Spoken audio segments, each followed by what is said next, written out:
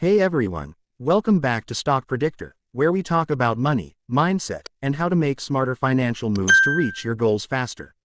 In today's video, we're diving into something that a lot of people struggle with but rarely talk about honestly: how to save money when you're living on a low income. Because let's face it, saving money when your paycheck barely covers your bills can feel almost impossible. But the truth is, it's not about how much you make, it's about how you manage what you have. And I'm going to show you how to make every single dollar stretch further than you ever thought possible. So, if you've been feeling stuck, frustrated, or just plain tired of living paycheck to paycheck, grab a notebook, because by the end of this video, you'll have a real, step-by-step plan to start saving money even if you're earning less than you'd like. Let's start with the first truth: you don't have to be rich to save money. Saving isn't about having a lot left over, it's about building the habit of setting something aside no matter what. The biggest mistake people make is waiting for a perfect time to save.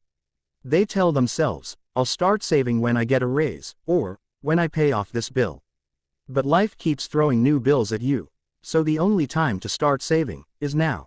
Even if it's just $5 or $10 a week, that's okay. What matters most is consistency. Now, the first step to saving on a low income is knowing exactly where your money is going. Most people think they know, but when they actually track their spending, they're shocked. Use a simple app like Mint or even just your phone's Notes app and list every single expense for 2 weeks: groceries, coffee, gas, snacks, everything. You might notice patterns, like $50 a month on takeout or $30 on subscriptions you forgot you had. Those little leaks are what keep your wallet empty. Once you know where your money is going, you can start trimming without feeling deprived. Let's say you're spending $200 a month on groceries for one person. You could easily bring that down by meal planning, buying in bulk, and cutting out convenience foods. For example, instead of buying pre-cut fruit or individual snacks, buy the full version and portion it yourself. You're paying extra for packaging, not the product. Another powerful tip: use the 50-30-20 rule, but adapt it for low income. Normally, the rule says 50% needs, 30% wants, 20% savings or debt payoff. But if your income is tight, you might have to start with 70% for needs, 20% for wants, and 10% for savings. The key is to just start somewhere. Even 5% is progress. Next, automate your savings. When money is tight, it's easy to tell yourself, "I'll save whatever's left at the end of the month." But most of the time, there's nothing left. That's why automation works. Set up your bank account to automatically move a small amount, even $10, into a savings account right after you get paid. You'll never see it in your checking, and you'll adjust to living without it. Over time, those small automatic transfers add up.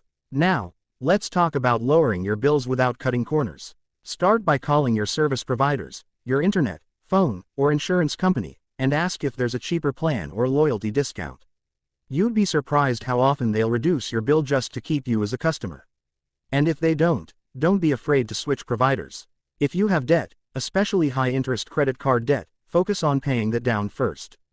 Interest is what keeps people broke. Try the debt snowball method. Start with your smallest balance, pay it off, then roll that payment into the next one. It builds momentum and keeps you motivated. Now let's talk about side income, because sometimes cutting back isn't enough. If your income is fixed, you can only save so much. That's where small side hustles come in. You don't have to start a business overnight, but things like freelancing, babysitting, or even selling unused stuff online can add extra cash to your savings. Use apps like Fiverr, Upwork, or Facebook Marketplace. Even an extra $50 a week can make a difference when you're building your emergency fund. Speaking of emergency funds, this should be your first savings goal. Aim for $500 at first, then build up to 3 months of expenses. It doesn't happen overnight, but that small safety net can keep you from going into debt the next time your car breaks down or you get a surprise bill. Another underrated tip: learn to separate needs from wants. It sounds simple, but this mindset shift is everything. Ask yourself before every purchase, do I need this, or do I just want it right now? If it's not essential, wait 48 hours. Most of the time, the urge to buy fades. That's how you stop impulse spending. You can also save a ton by changing your environment. If your friends are always eating out, you'll feel pressured to do the same. But if you surround yourself, even online, with people focused on budgeting and saving, it becomes normal. You start picking up habits, tips, and even motivation from them.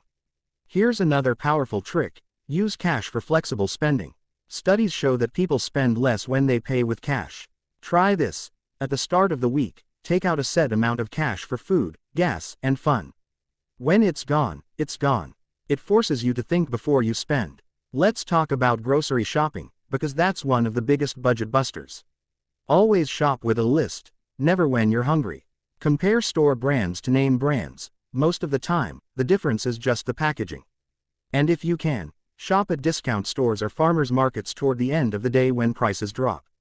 Another overlooked way to save is reducing energy use. Simple things like unplugging electronics, using LED bulbs, and washing clothes in cold water can cut your utility bill by $20 or more a month. It may sound small, but every bit adds up. Now, one thing people forget: saving money isn't just about cutting back, it's also about protecting what you already have. That means taking care of your stuff so it lasts longer: your clothes, your phone, your car. When you maintain things, you spend less replacing them later. And don't be afraid to take advantage of community resources. Many areas have food banks, clothing drives, or local programs that help with rent, utilities, or school supplies. There's no shame in using them, that's what they're there for. Here's something that changed my mindset: saving isn't punishment, it's freedom. You're not depriving yourself when you save, you're buying yourself peace of mind, options, and control over your life. The temporary sacrifices you make today will create long-term comfort tomorrow. Now, let's talk briefly about mindset, because money is emotional. If you constantly tell yourself you're broke, your brain believes it. Start saying, "I'm learning to manage money better," or "I'm becoming financially strong." It might sound silly, but your mindset shapes your habits. Remember this: progress beats perfection. You're not going to master budgeting overnight. You'll slip up, you'll buy something you didn't plan for. That's okay. What matters is you keep going. Every time you make a better choice, you're training your future self to be stronger financially. And when you do start saving, celebrate it. Even if it's $20, even if it's $100.